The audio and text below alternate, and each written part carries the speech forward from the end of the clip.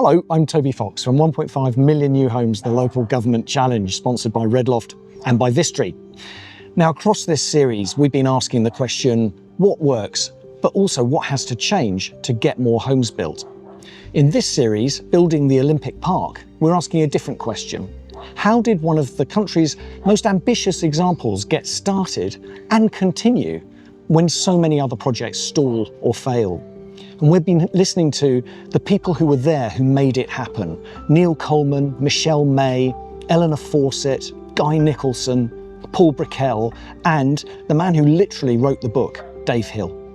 In this episode, we're looking at how you ensure that growth can benefit existing communities.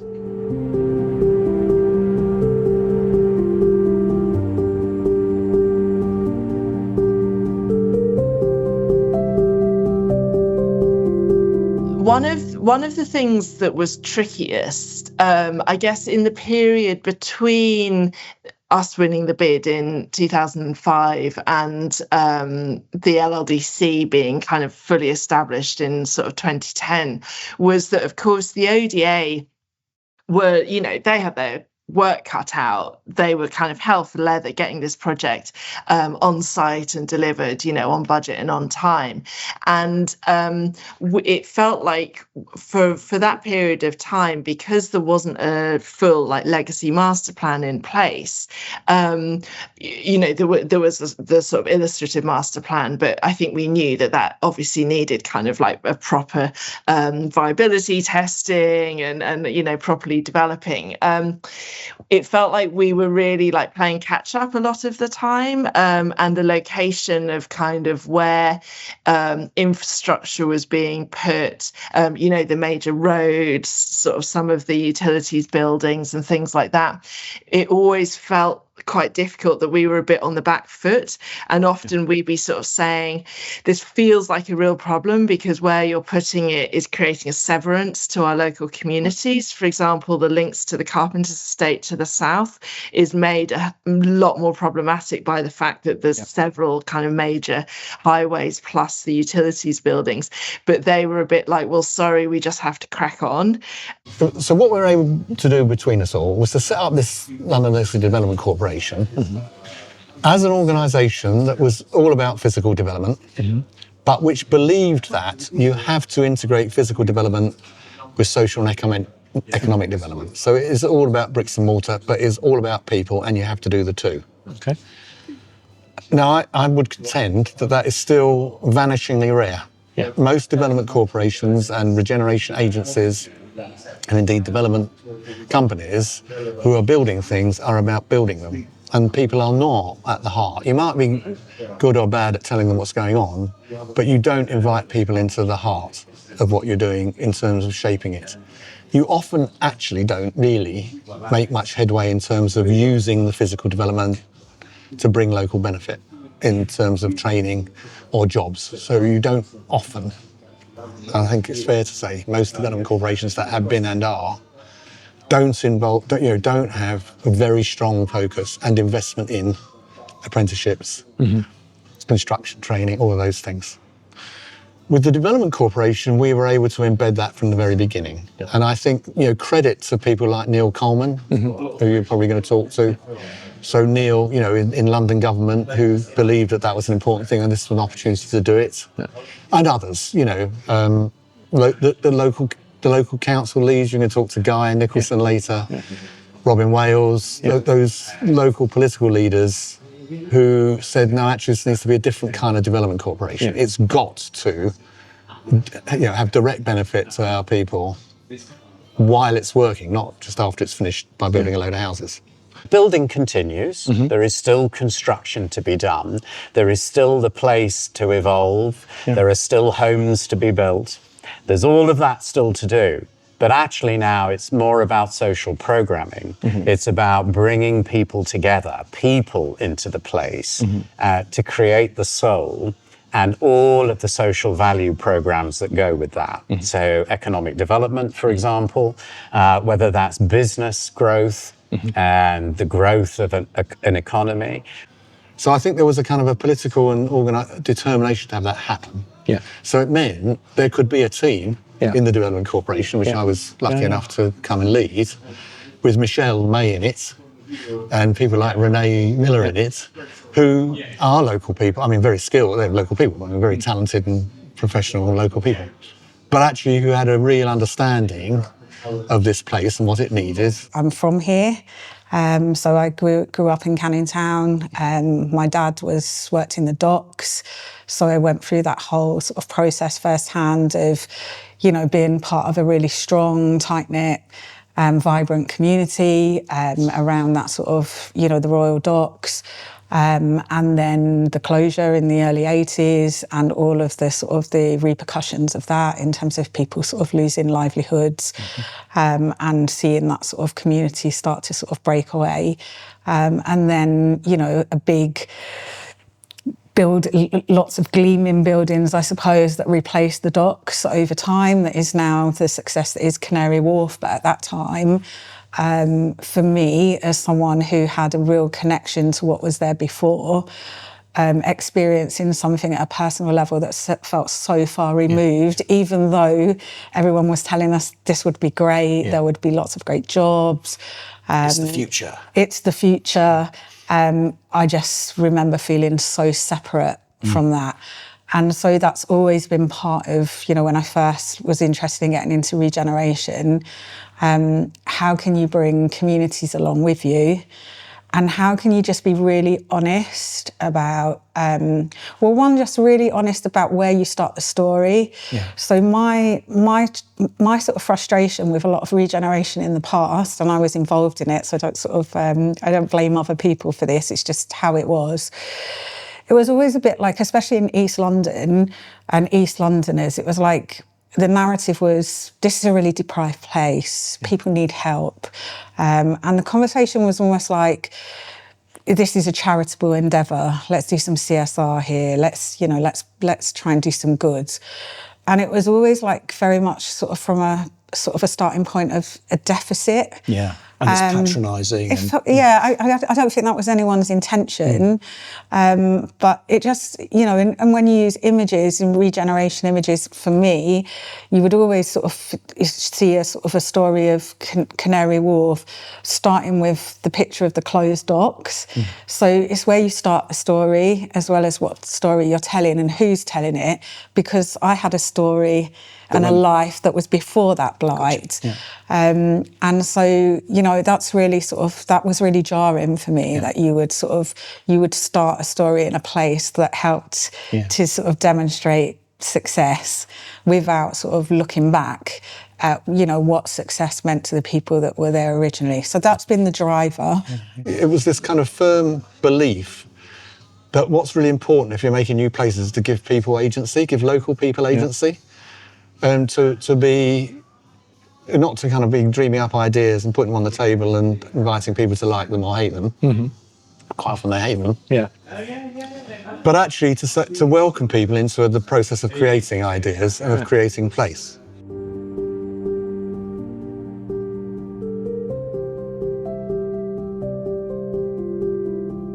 This was always really important, and it started at Games time, you know, with all the jobs that there were in construction and apprenticeships and the jobs in the games themselves, you know, the people who were needed to make the games work. And there was a really, I think, very good and strong concentrated attempt to make sure that as many as possible as those jobs went to local people. And again, that requires a lot of careful, complicated work, particularly on apprenticeships, say. Construction apprenticeships are always difficult because you get someone an apprenticeship on a site, they do a great job for maybe 8 or 9 months, the job's finished, what happens then? How do they complete their apprenticeship? And so a huge amount of effort went into making sure that the contractors worked together, that people, once they'd finished there, could go on to another site, and so on. That sort of detailed work was done very well by some of the people who work at the legacy development corporations. A brilliant woman called Michelle May, who works there still, a woman from East London who does an amazing job. And I do quite a lot of work on regeneration projects elsewhere in the country. And whenever I'm asked about skills or apprenticeships or whatever, I say, go and talk to Michelle, go and talk to LLDC, because the work they do on this is state of the art. And I think that's right. You know, the project always had at its heart this idea, as I say, that, you know, we would bring benefits, and we'd always talked about good careers, sustainable careers. So one of the really, really early things we did, which is now just, we sort of sometimes can skip past this in conversations because it's just so, it's just normal practice, it's standard practice now. But going back a few years, pre-games, we were already starting to think about who would sort of manage our venues post-games. And we went through a sort of a big procurement around that. And we were really clear from the beginning that we would mandate London Living Wage as a minimum payment. Now, at that time, if you were talking to anyone working in Regen in Newham at that time, most residents were just about getting the sort of the minimum wage. You know, they were on the edge of what was sort of legal in terms of, you know, what they were being paid. And so the idea that you would be able to say, we're not looking at national minimum wage here, we are looking at London Living Wage, because our starting point should be based on the success of the games, that people did their best here, and we expect people to do their best in business terms as well as, you know, in sporting terms. So that ambition with London Living Wage, you know, really early on, there was concern about it. Would it make our venues really expensive? Would it price us out? Would it mean that, you know, whoever was managing the venues would have people who worked in venues outside of the park who were like, we're not getting paid the same as on the park? And we were like, well, that's a challenge, but we're not doing a race to the bottom. You know, we're going to set standards here, because that's what a force for good. And now that's just like, well, of course you would pay London Living Wage, but at that time, to walk around the park and know that everybody that was working here in kiosk, or at the time it was largely a building site, right, that they were minimum London Living Wage paid, that just felt significant. And I think there are things in this project that are sort of hidden principles that run through it, that sometimes I say it's easy to sort of forget, because they were hard won, some of them, and we were sort of really pushing the boundaries of what was possible. And, you know, but they've made this what it is, really.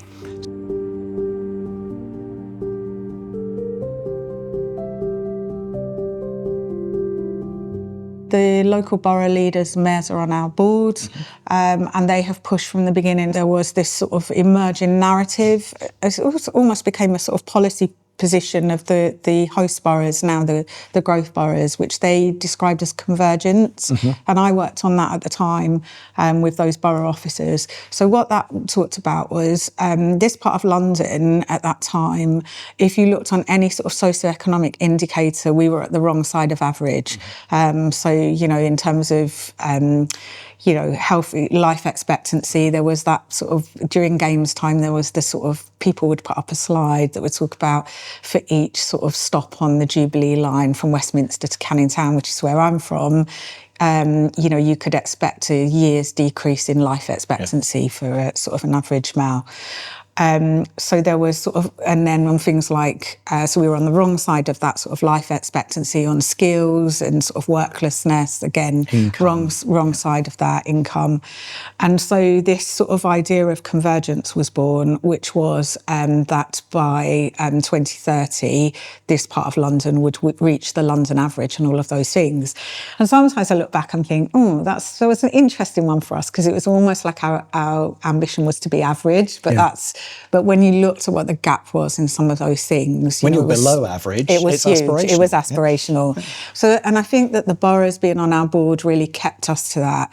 So then from that, it was really about how we, as a development corporation, how we use every sort of lever or tool in our toolbox to start to sort of ensure that we bring those benefits. So how we worked as a sort of a planning authority. So, embedding requirements around, local employment, apprenticeships, London Living Wage into all of our planning approvals. as a contracting authority, you know, we were entering into 10-year relationships with a lot of contractors, either who were building our developments, who were running our venues.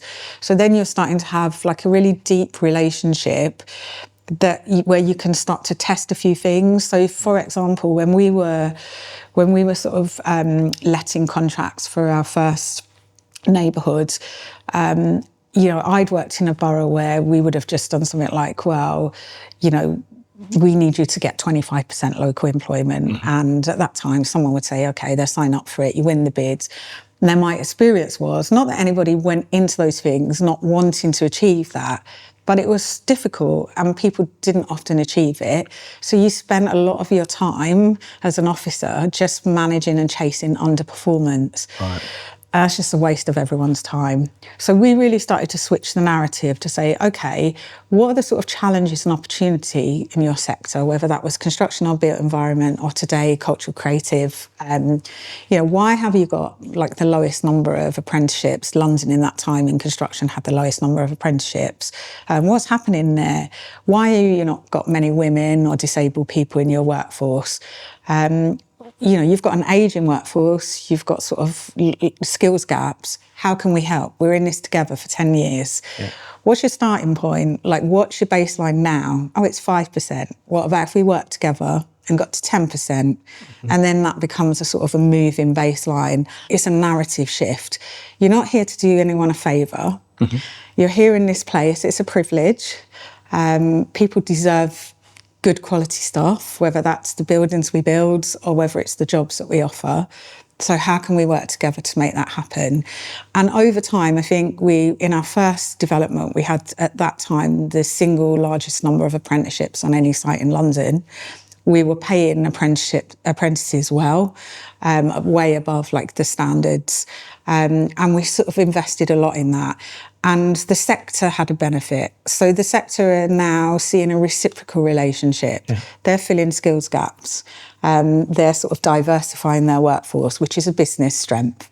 Yeah. And we're fulfilling our promise. So those things, as a contracting authority, as a planning authority, and then we're a regeneration agency. So there are, I would say, one of the biggest differences for our organisation is from the beginning, we had a dedicated socioeconomic team, now the inclusive growth team. We were given room to test some stuff, to pilot stuff. Some of it didn't work, and some of it has been really successful, and we've scaled it. But there's another important aspect to this as well.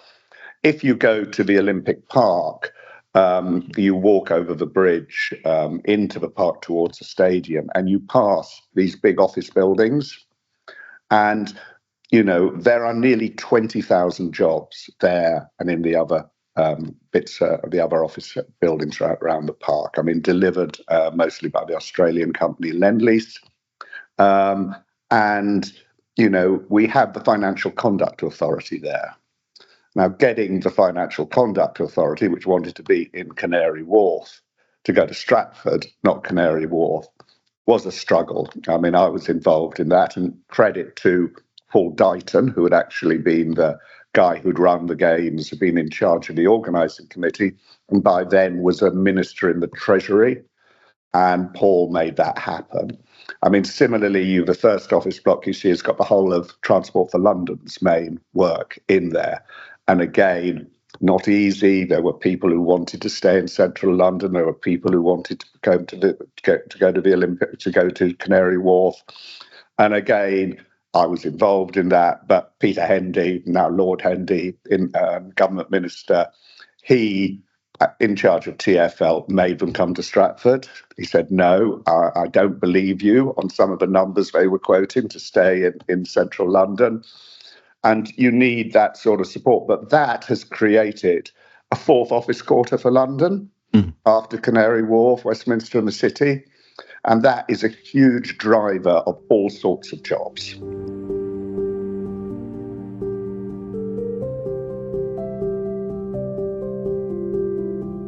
The LLDC sets great store by the social benefit that all of the regeneration has brought. So how do you reflect on the sort of winners and losers and the tensions between them in social terms? Well, I would think in social terms, not many people have lost out. in the long term. One of the challenges, and it's been explained to me very eloquently by people closely involved in it, was to try and persuade local people, or lots of local people, that this park was theirs, that they could actually walk in for free and do stuff. I mean, literally, I was told that there was a strand of local opinion which genuinely thought that they couldn't just wander in here, you know, that something as lovely and new and nice as Couldn't be for them. couldn't be for free. You know, you would have to pay to go in there. We can't, they've got to pay to go in. Well, you know, you don't. You have to pay to use some of the individual facilities, but anybody can go in there. Now, that's a kind of psychological thing, which I think you get with development almost everywhere. If it's an art gallery, whatever it is, people think, oh, this is not for me, you know, but actually, it is for you, and part of the challenge of running and moulding and, you know, shaping these kinds of places is to absolutely persuade just local people, yes, this is for you. Now, if we look at the East Bank, here's a part of the story that is still unfolding, you know, still bits of it still coming on stream. Everybody involved in those institutions you know, and insist, you know, this is going to be very much for the community. We're reaching out, we're going into schools and community groups and so on. And I don't doubt their word, but I still suspect that there will be more work to do and more persuading and more involving to happen. And that, I think, is an ongoing thing. And I really hope that it works out, because I think the intent is there. Quite a difficult thing to make it really happen. So that's it for this episode of Building the Olympic Park, but we're going to be back with another episode in just a few days. So click like and subscribe and you won't miss that, and we'll look forward to seeing you.